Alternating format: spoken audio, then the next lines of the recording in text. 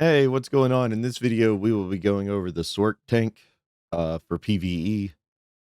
It's a super fun class, easy to use, noob friendly. The Sorc has a bunch of different stuff you can do on it too, like if you want to switch over to Stam, Magicka, DPS, healing. It's pretty good all the way around. Um, First, we'll go into our character sheet.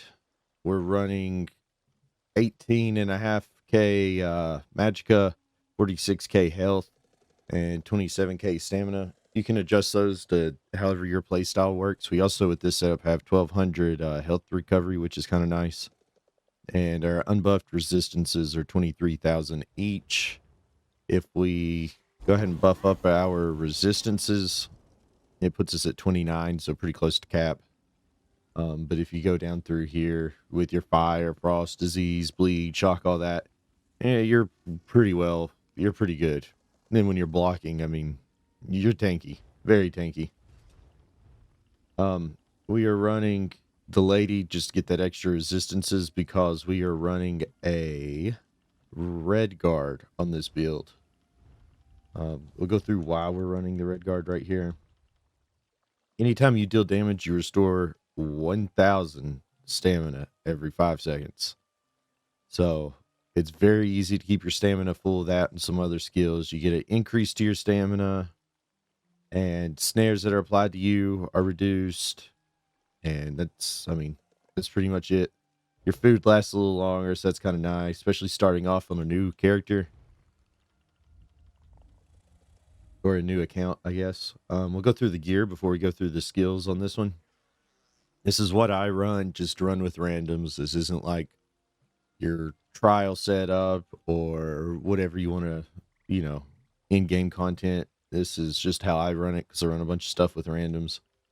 We run Battalion Defender because of its 5-piece. You also get extra healing. It gives you stamina and health. But when you block, you heal yourself for a group member for 2,800, and it can occur every second. So you're constantly giving health to your team. Then we're running the weapons and jewelry for that with block enchants on the jewelry. That way, I mean, you literally don't run out of stamina. We're running Nazare's Mask because of its 2 pieces. 1 piece gives you health, and its 2 piece gives you, whenever you use an ultimate, the 6 closest enemies within 12 meters have all major debuffs and minor debuffs applied to them. Standard 1 second per 20 ultimate. So you can either hold up that ultimate, let that ultimate gain up to 500, and then use it, which is really nice.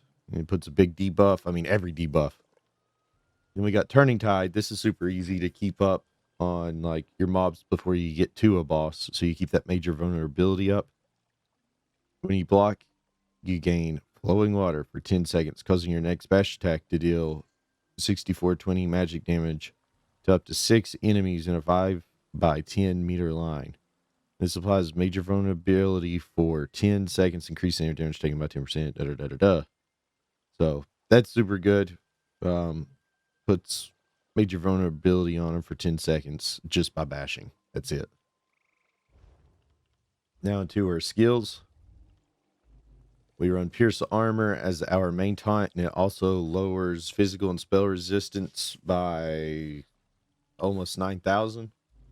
We run Heroic Slash to keep building ultimate, and it also reduces the damage done by that enemy by 5%. We run Silver Leash to pull in enemies. It just really helps out. You shoot them, pulls them to you, so you can group up a whole bunch. Boundless Storms. This ability looks cool. Does that AoE damage, which isn't really helpful. It's not a big chunk of damage it does. And it increases your resistances and movement speed. It increases your resistances for 30 seconds, and it increases your movement speed for 4 seconds. Then on both bars, we run Summon Unstable Clanfear. You can use it to get massive heals. It's 17,000 every time you click it. On-demand heal. It's a huge burst heal, keep you alive. It also does a little damage, and sometimes things try to attack it. Absorption Field creates a globe of magic. suppression for 12 seconds. Removing all enemy area of effect abilities, which is nice, but I just use it for the heal, and it also will stun. So, like if you get a big group of enemies, a big set of ads, you can cast it, and it will cause them all to be stunned as long as they're not like I don't know what they technically call them, but the bigger enemies that you don't stun, it'll stun all your little ads, and it'll help the healer out, help the team out because they're not taking damage from all of them, and you don't have to waste your time trying to taunt them all. On our back bar, we run Inner Fire for a ranged taunt. Super good, very helpful. Blockade of Frost, we run this because it gives a small shield for everyone that's close. Also puts an AoE, and we should have a Crusher enchant. I don't know if I've switched it over. Yeah, Crusher enchant. So once this enchant fires, it'll lower the resistances of every enemy by 1600. More than you already are with everything else you have going on. Dark Deal, this is our easy way to restore a little chunk of health and a ton of stamina, and then it also gives you stamina over time. So it's good to be able to cast that every 10 seconds. It does break your block, so be careful with that. Once you take a heavy attack or a hard hit from the enemy, go ahead and pop that once, and your stamina and health will come back. For those big mobs of enemies, you can throw this down, and this will give everything physical. It'll destroy everything's physical and spell resistance. It'll drop it by almost 6,000 for every 1.1 second. Every time it gets hit, it's 1.1 seconds that it'll stay lowered on the enemies. Again, we have the Clan Fear on both bars. When we run Warhorn, just to boost that damage up even more. It's good to coordinate with your teammates. You know, console players, you have group chat and stuff, so it's easier to talk to them. But PC, you just kind of cast it, and usually people will use their ultimates. If not, it just gives everybody more damage anyway because it increases their stuff, their resources. Let's see, any other skills if you need. You could run Barrier to give more defenses. You could switch in Sanguine Zother, or you know, Caltrops if you didn't want to use Caltrops. Let's see what else you got here. That may be about the only other stuff we would use. You could switch out and put Matriarch. It'll heal you or teammates if your team needed some extra healing. You switch this out for the pets you have right now. A ward if you need a shield. You shouldn't need a shield, really, to be honest. This is pretty tanky, pretty strong, very fun build. But anyway, if you enjoyed this build, let me know in the comments. Let me know what other type of stuff you would like to see. Food wise, I forgot about that. We run Bewitch Sugar Skulls and Tri-Stat potions of any type. Yeah, we go over champion points too real quick. We have Duelist rebuff.